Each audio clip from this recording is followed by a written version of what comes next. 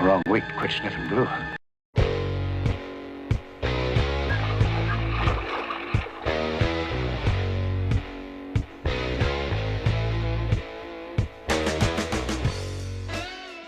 Good morning, welcome back. It is Monday once again, and I am just putting some finishing touches on the Defiant, and the first thing you'll notice is that it looks a lot duller than it used to. Yes, I put a flat coat over, and it just knocks down that glossy toy-like look, and I think makes everything wonderful.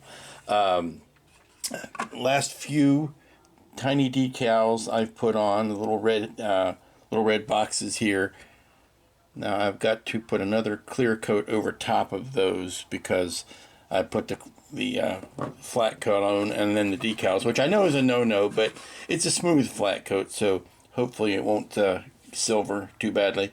The last little windows ran a wash, just a black wash in here and in here to bring out some of those details. And generally just picked at some things. The important thing is I painted over the black tulip on the Bassard intakes, and that looks worlds better than it did before. Let me put the battery in it and light it back up. Okay, the battery is back in, so that goes up, and things look much better than they did before. One last thing is I'm going to pop out to Michael's in the next couple of days and get a nice round wooden plaque type thing to mount this down to, just to give it some more substantialness. I probably will end up cutting a hole in that plaque to bury the battery. I just don't like this bit here, and I need to be able to change that battery, so I can't really glue it into something, so capturing it between a piece of wood might be the best option. But there you be, there's the back end. I was going to say the business end, but no, the business end is up front. It's party in the back. It's business up front. But yeah, I think it turned out well. So, oh, there was one decal I ended up painting in, and that is this stripe under the nose. The decal didn't want to lay down, particularly around all those contours, so I just painted a thin red line there. You don't see it all that much, but I thought it needed to be there, so rather than go without the decal, I just painted in a skinny red line. So there you go. Now on to this week's project.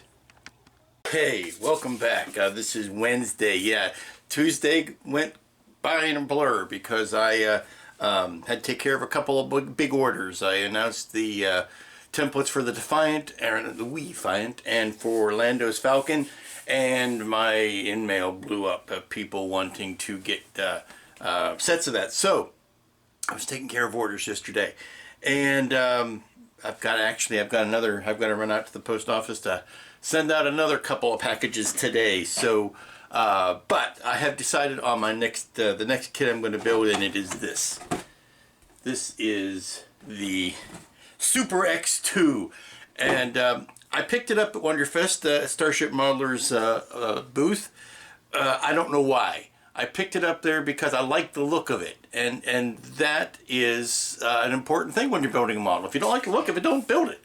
But I like the look of it. It's futuristic enough. It's kind of Jerry Anderson-ish, but it's from a Godzilla movie. And like I said, I got nothing invested in this. I have no idea what it's from, what it's supposed to look like, any of that kind of thing. I just thought it was neat. So I've been, puttering around with it, looking at the instructions and whatnot, and wondered when I'd finally get around to it. And I said today was the day. So I did what any good geek does. I went to the internet to see if I could find, some video of this thing so I would know what it was. And I found the film. It's from, hold on.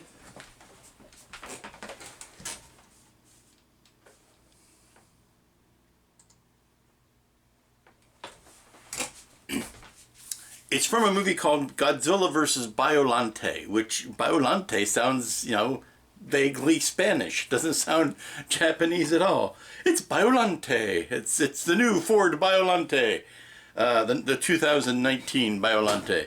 But it's basically a giant rose bush. Who knew? So I went and downloaded a video of the movie, and let me show you what I'll show you some clips of the movie so you can see what it kind of looks like in action.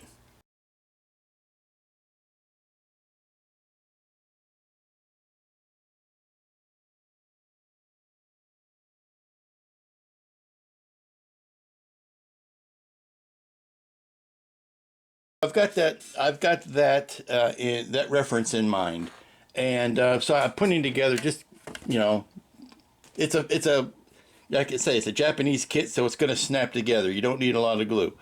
So I'm kind of piecing it together and seeing what it's like. And I'm looking at the opportunities for lighting. And boy, howdy, does this have opportunities for lighting. Of course, there's the 6 engines in the back, the 2 big honking engines, or 6 engines on the bottom, big honking engines at the back. And this is where the front opens up to do the disco reflector. And they did quite a neat thing here, and that is they've got chrome pieces for the mirrors,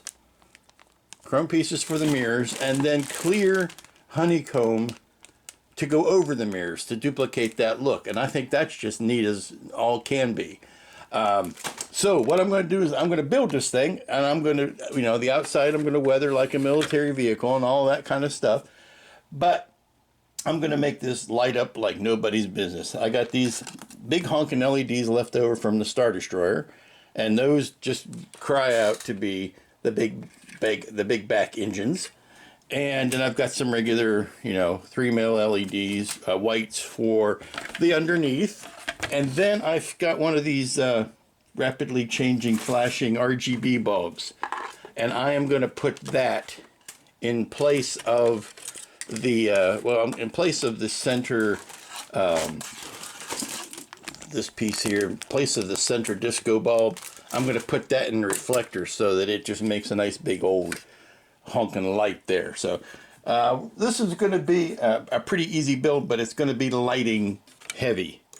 And this has got all kinds of room to hide a 9-volt battery in it and a switch. And I can make a little, probably up here, make a removable plate to change the battery out and fun stuff like that. So now that I've got an idea of what I want to do with the kit, I'm much more excited about building it. It's kind of the, you know, the way of my model building is, yes, I want to build the model, but then I want to find that extra thing to do with it that really makes it a must-do right away type of situation. So this kit comes with the big heavy, there's the open maw right there, the big heavy ship, and then there's also a smaller rolling ship that's got a 70 or an 80s type laser on it. It's this guy right here. Comes with it, and I think I'm going to light him up with some SM LEDs to light up that laser. That'll be fun. And a smaller battery and a smaller switch and all that kind of stuff. But knowing at the angle I'm going to attack this from really, really helps. So the first thing I need to do is to remove these things from all of their bags. Now I think I'm going to leave the clear and the chrome pieces in the bags to protect them for right now, but start getting some parts washed up and ready to chew holes in it so I can start lighting them. But this is where we are. You know, I'm so excited about this. I thought maybe I would, you know, do my videos completely overdubbed in honor of the Japanese, but then that just turned out to look like too much work. So let's get cracking. Okay, it looks like we might have a spot of trouble right off the get-go. The first thing they want you to work on is the disco ball reflector. And these 3 pieces are chromed. And then you have this clear piece. So this is the, that is that guy there. They want you to put this, which is chromed, and the honeycomb shape over top of that. And that's a neat look. I just like how that works. Okay, so we set that aside, but these 3 pieces want to go together, and they don't very well because of the heavy chroming that's on it. So I'm going to strip the chrome off of those and repaint it. This, if it is not clear underneath, and I'm praying to all goodness that this is a clear piece, but if it is not, then what I'm going to do is put these 2 frame pieces together by themselves and then just put the bulb in, because this goes over top of the whole deal. And it's meant to go something like that. But if this isn't clear, then for me to put a bulb in there and make that work, I've got to either hope that this is clear or not use it. So these three things are going to get stripped. And let me look at the rest of the chrome parts that I need to see whether there's anything else that needs stripped before I get out the stripper, so I'll know I have all the parts done at the same time. Okay, while the parts are soaking and they don't seem to be doing much of anything, I may have to pull out some stronger stuff. I am starting to cut the holes in for the lighting. Had originally thought of going with these pre-wired 3 mils for the 6 on the bottom, but I decided to go bigger and use 5 mils, and I'm drilling out the holes for those now, and I'm using the handy drill, the Tamiya electric drill. Yes, I finally get to use it, but it's good for starting these little holes, and then I can chew them out bigger with the X-Actos and all that kind of stuff. But here's kind of what it's going to look like. I'm going to put resistors on these, obviously, but just a simple bulb up through there. And why I did it really was for aesthetics, because these engines have a indent at the back of that is 5 mil size, so it just looks like, you know, because I can drill these out to that raised ridge there, and it'll be nice and clean, and then fit the 9-volt into it, or fit the 5 mil into that divot. So that's why I'm doing it that way. Plus, I think rather than having all this wire gathering up down here, I can run a simple circuit and make it happier.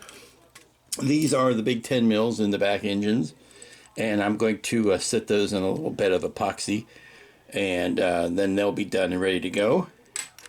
But it's moving along pretty quickly. There's some stuff I have to do wiring wise before I put a lot of the other parts together, and I really have to build that disco beam before I can close up a lot of this, because it's parts that enclose other parts that are enclosed by other parts, so I can't really build it separately and leave it out to the side like sometimes you can on a model. You can do sub-assemblies. This kind of depends on things being built in successive order, so that's the way the cookie crumbles. Okay, I'm back from lunch, and I have put a primer coat on some of the big parts for the Super. I gotta get used to what this stupid thing is called. It is the Super X2. I don't know what happened to Super X1. Maybe it wasn't so super. The Super X2. I've got the parts chewed out for the lighting.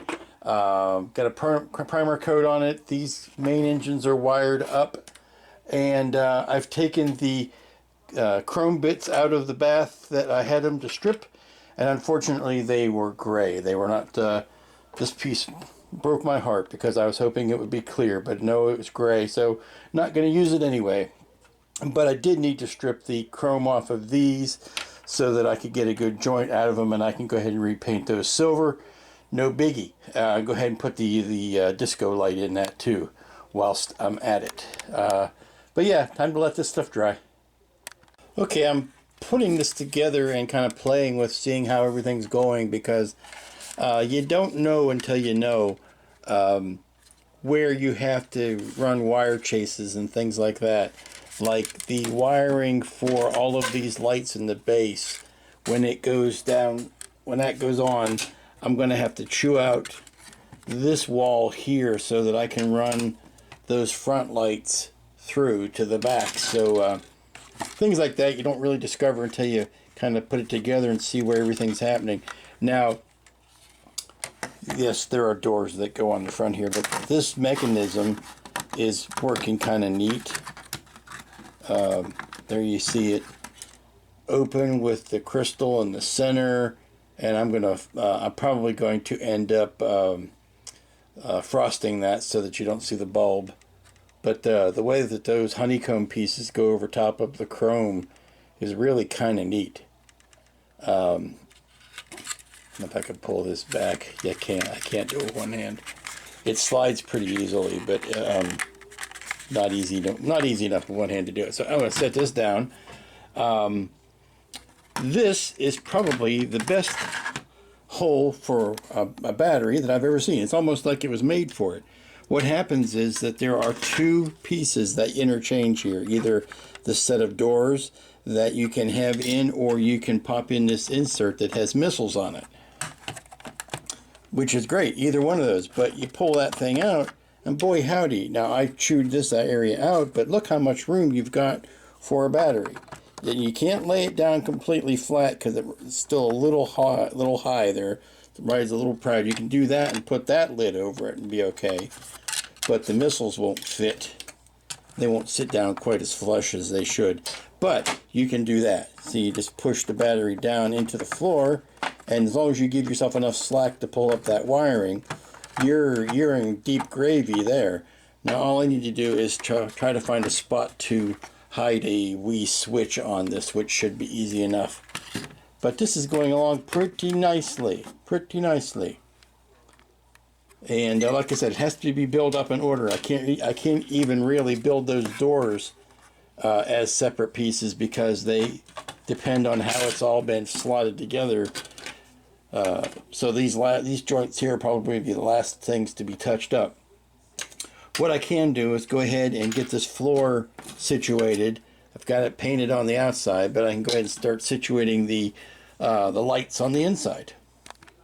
There you can get an idea. I got the bulb running.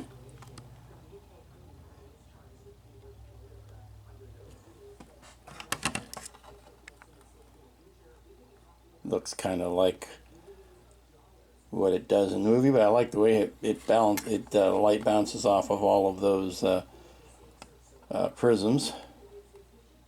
Nice. It's a simple solution, but you know, those are usually the best. I think I found a spot to stop for the evening. I've got the I've got these bulbs all wired up. I've got primer on the inside of the engine bells or engine housings for that, for the exhaust. The whole second other little vehicle that comes with this.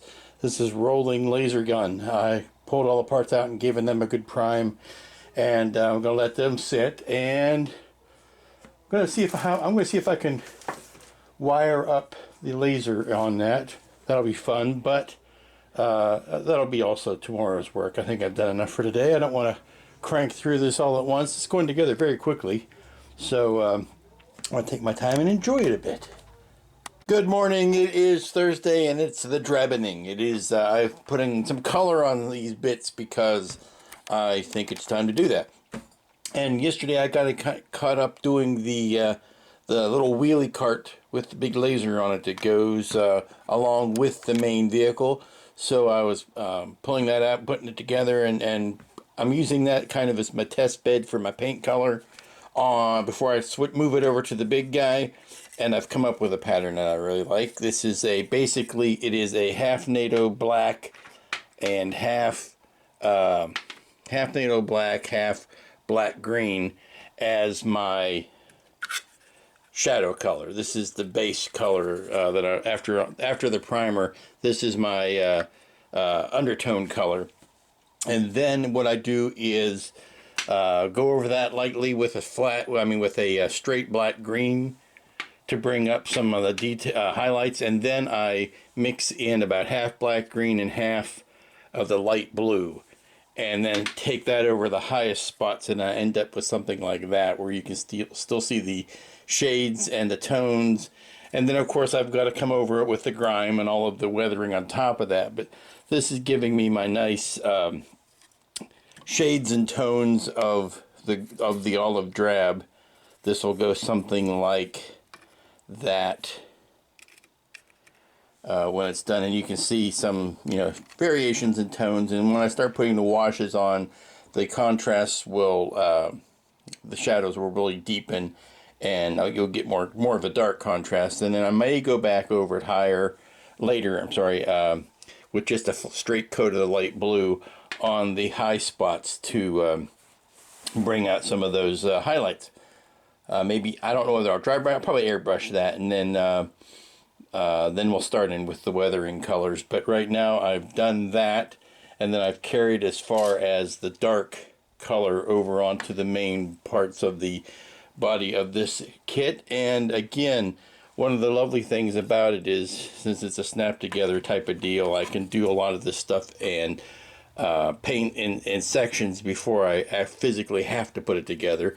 This is project for today, is to get the bottom light engines wired in, get those ready to go, and I probably will cover this with a satin coat just to lock these colors in while I am scuffing up things. I don't, I might put a satin coat over that. I may not, just to see how much paint needs protecting while I am setting this down. If I keep it on a towel, I should be okay as far as not scratching up the paint on the bottom. But then again, if it gets scratched, that's built-in weathering. So we'll take it as it goes and see what happens. But yeah, let the stuff dry, and then I'll come back and start. Well, first of all, I got to clean all this stuff up. But then I can start putting some parts together, particularly the wheels on the wagon that go round and round, so that I can clean up this desk and get back to a little bit more normality. Alrighty then, the wiring is all done for the 8-9 lights on this thing, and I'm getting ready to mix up some 2-part JB Weld to cover that over and insulate everything. But before I do, I want you to I want to make sure the lights are all working, and I want you to see that there's those 6. You can see the 2 out of the back, and you can see the disco bulb up front. So everybody's happy. Okay, I'll bring you up to speed where we are right now, because it's the only thing I can do without at resorting to violence. I am this close to flinging this ship across the wall and see how many pieces it will make as it rains down upon the floor. There is no godly reason that I can think of, or that I can see in all of my model building years, why these 2 parts will not go together. I have cut off just about every stinking joining pin that I could. This plate fits on top of there just like that. Just like that. But if I try to use... I'm sorry, I need to calm down. Forgive me, Lord, I need a drink. You can see all of the chewing out I have done to get these 2 SOBs to fit together. This is all one piece. This plate is all one piece. I cannot do anything to that. This is 3 pieces. These are 2 sides that are joined to the center. The 2 sides give me these pins here, and they fit into these slots, or those boxes. They're big fat pins. For some reason that I cannot comprehend, when I go to squeeze that all together, it will not conform. And you think that it should very easily conform. So the last thing I'm going to do is, the last thing I can do, and that is to cut those blessed boxes off and just make that a solid, flat plate-to-plate joint. And that's the only way I can get around it. But good Lord, this thing was flying together. It was going together. I have spent more time on this one stinking joint than I have the rest of the day doing all of the wiring and everything else. So I'm going to resort to one last bit, and if that doesn't do it, and you never see this kit again, you'll know why. It will be raining down in heaps of ashes. Okay, feel much better now. That's all it took. Get rid of those stupid big old pins, and everything settles down, and I'm not fighting anything anymore, and everything is joined up nicely. So all I need to do is throw some glue in that joint and squeeze it back down, and we will be back on track. But good Lord, that was a fight and a half. Okay, I feel much better now. I've settled down. I had a drink. I ate something, walked away from the table, looked out at the birds, and sat outside and contemplated my place in the universe. And I'm ready to come back and face this hunk of plastic. Yeah, it's together. It's obviously needed some seam work, but all in all, it's back together. And in 10 years, who will care? Hell, in 5 years, who will care? This is power wire. I have to figure out yet how exactly I'm going to run the switches and the battery pack and all that kind of stuff. So until then, I have just run a big old wire at the top. Let me hook it up.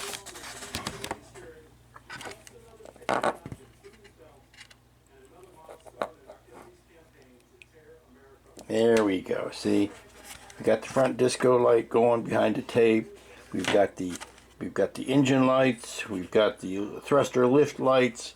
Everybody's happy, except me, because I lost about 5 hours on this. No joke. I lost at least 4 hours on this. So I'm glad I painted so much of it this morning. Sad news about this guy. I had hoped to light this up. You would think that it would not be all that tough to do, but there's just no through line to run the wiring. It comes down to that. I could light maybe this part up, but what happens is when you get down so far, there's just no place to run, unless I were to put this on some sort of diorama base where this would be nailed down and I could then run power straight out through the bottom or something. I just can't make it self-contained, which is a shame because it's a nice little gun. If you put an orange light here and a blue light there, it could be lots of fun. But never say never, but for right now, based on everything else today, it doesn't look like I'm going to be able to put any lights in that. Okay, I think we're going to end this tumultuous day the way we started, and that is painting. This Bondo spot putty's had a chance to dry, and I've sanded it down, and I think I want to put another coat of paint over it so that I can get ready tomorrow and put the lighter coats of paint on it then. We'll see how much we can get done. See, tomorrow's Friday. Yeah, I don't know. We'll get it all done. Maybe we'll get the decals on it too. Who knows? Okay, here's where we're leaving it for tonight. I put the base coat on and I put a highlighting coat on. Now tomorrow I'm going to start doing the weathering and the greasing and the smearing and the griming and all of that. Actually, no. Well, let's see. I should clear coat this, decal it, and then put the griming and the greasing and all that kind of stuff on it, because that kind of stuff should be over the decal. So maybe before sack time tonight I will put a coat of semi-gloss on this just to see where we land. But I like the general tones that I'm seeing. I may go in with a card and just do some highlights, but I don't know if that's going to be on top of the decals or not. Oh, who cares? We'll come back to this tomorrow. Hello, gentle viewer. It's Friday. It's a new day and a new attitude, frankly. Welcome back. What can I say? It was an outburst. I don't know what happened, honestly. You saw it. You saw it for yourself. When I had this thing together, before I had started gluing it, everything went together just fine. And everything was, hunky and dory. So I figured, okay, no problem. I can go ahead and start gluing, or I can go ahead and wire up the lights and then start gluing it together. So I wired in all the lights and I tested all the lights and I glued the sides into the main piece. Everything cool. But for some, still to this very moment, unknown reason, when I went to put the bottom panel on, it would not go.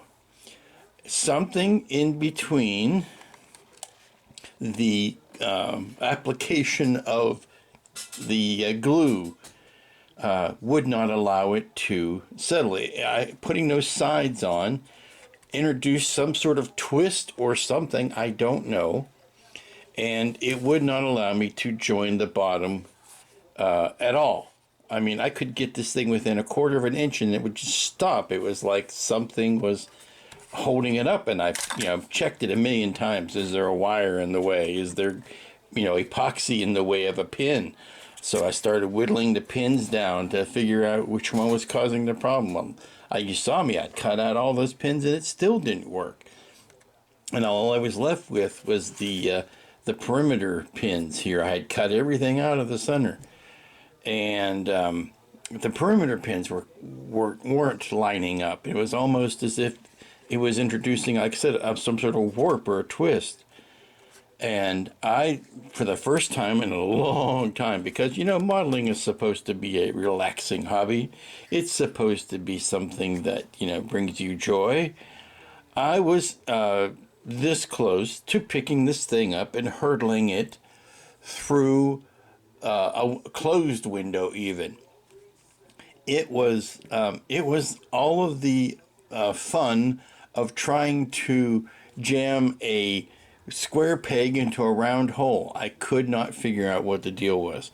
So I sawed off all of the outside pins and laid it in place, and plink, it went down like it was made for that. So I really am still at a loss to figure out why. But you know what? I don't care, because it's together now. I put a coat of the clear satin on it last night, and I am ready to do a little bit. Actually, I think I'm going to start on the small vehicle. I did some work this morning. I painted some of the clear bits.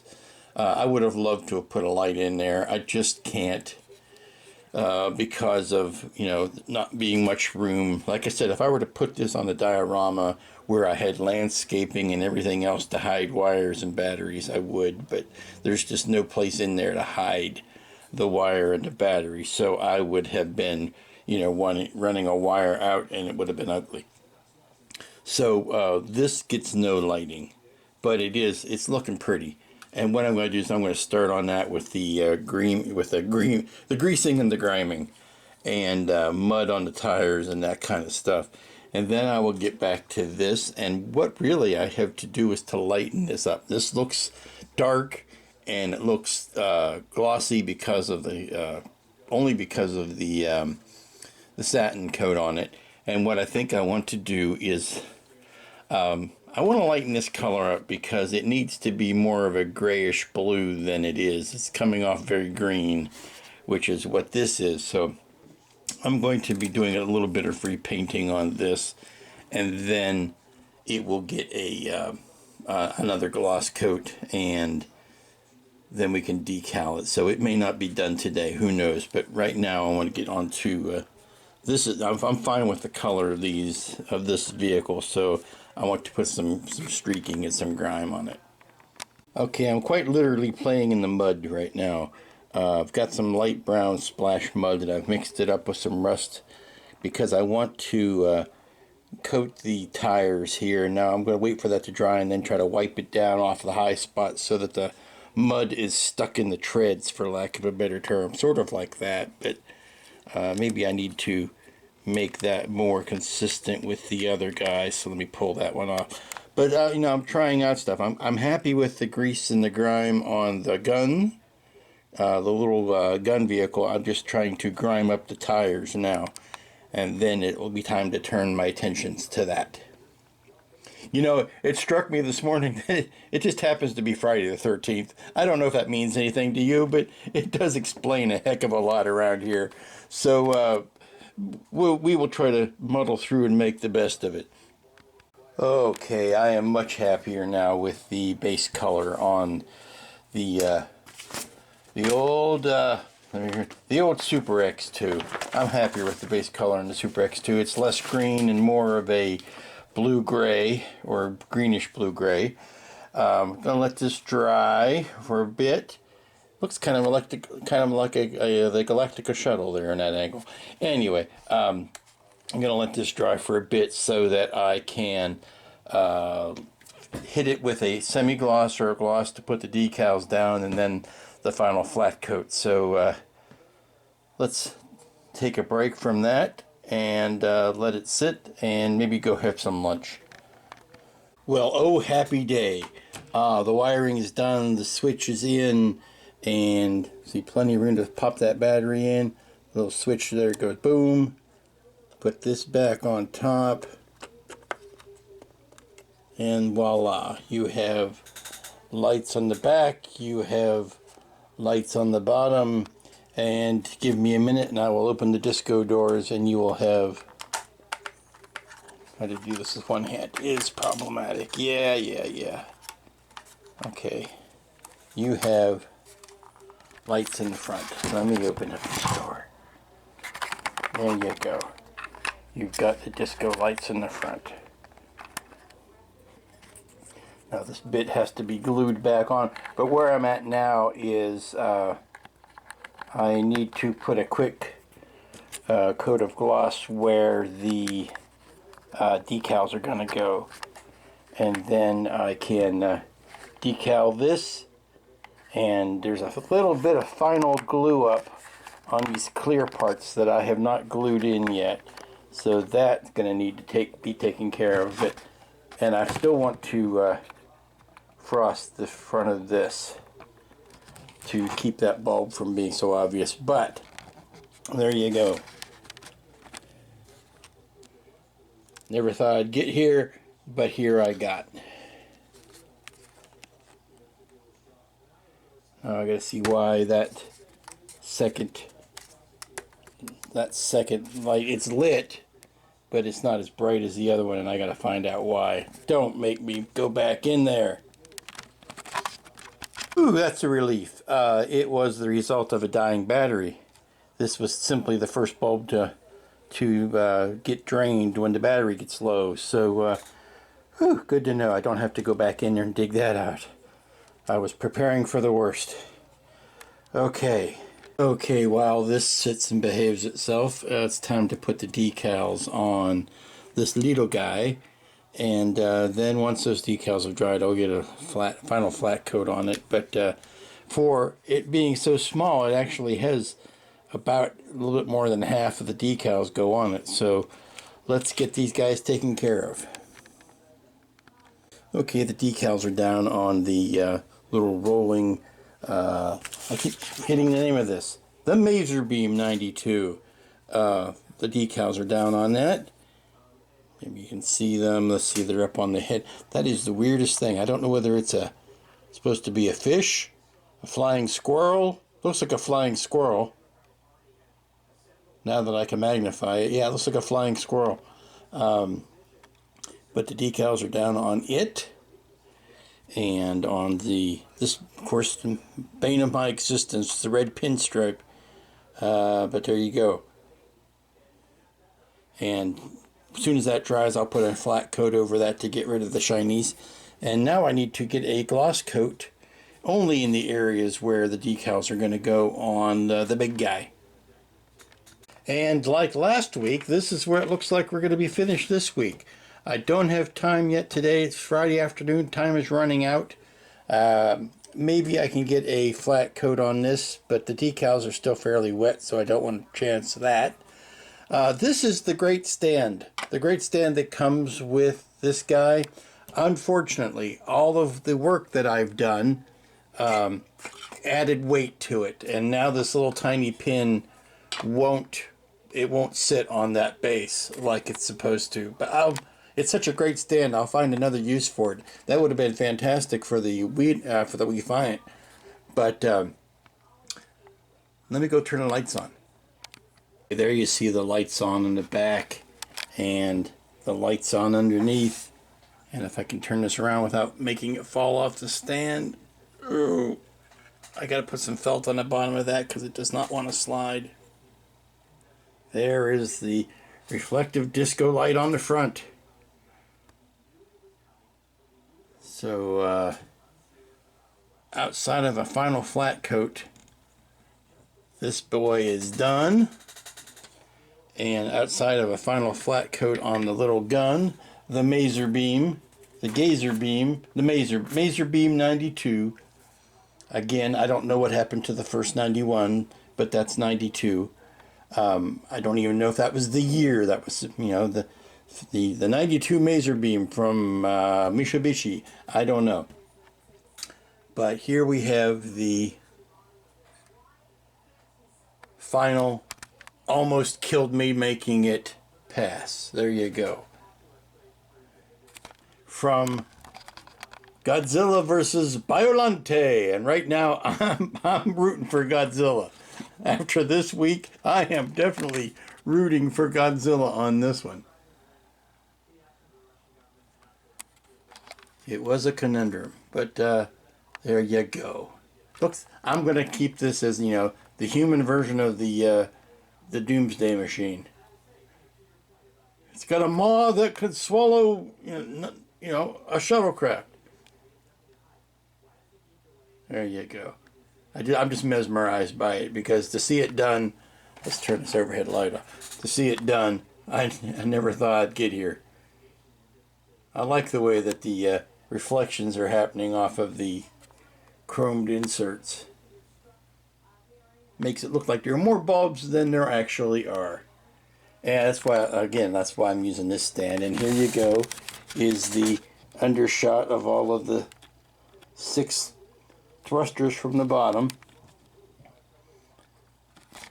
And at the risk of turning this thing around one more time, the 2 lights in the back, the 2 big engines. Like I said, from this view, it does kind of remind me of some shuttlecraft that I've built. But there you go. Well, and that, gentle viewer, brings an end to another week. And it was the week that was. Started out finishing up the Weefiant and getting a nice dull coat on that. And then getting out the orders for the template set subsequent to that. And then picking up on this little beauty. Oh, this gem. This glorious thing. Godzilla versus Biolante. Yeah, that's how it goes. Let me flip the light on for you, so that all of this work that I spent this week shall not have been in vain. And there are the glorious lens flare, and of course the backlights. But for it being a fairly straightforward, simplistic kit, it sure gave me the holy hell to getting it together. I did get put this missile's base back in. Excellent opportunity for lighting. I cannot overstate that. And this base, I think what I'm going to do is I'm going to put a flat surface on this here and attach it some way so that I can use this. I just need to do something that'll change the center of gravity. And this guy, I got a flat coat on him, so if he is coming in focus or not, but looks much better with a flat coat on. Had the week gone any better, I might have put a serious effort into trying to light it up, but as it is, I'm glad to be out alive. There was a moment when building models had seriously lost its fun for me, and I let that get to me, and I shouldn't have. And so I will enjoy a rest this weekend, and then we will hit the ground running next week on a new project. Haven't decided what that'll be yet. We're inching closer to working on this. I had done some ships lately, and even this as a vehicle is still close to that. And I say that because I really don't have any figure kits to hand right away. There's one that I got at Wonderfest that I'm going to wait and work my courage up to doing, because it was made by a buddy of mine and I don't want to mess it up. So because he'll give me the raspberries for it. So until next week, when we'll decide what the new kit is going to be good to each other, be good to yourself. Come on. I was very hard on myself this week. I need to be better to myself. Be good to yourself, and we will see you here next time.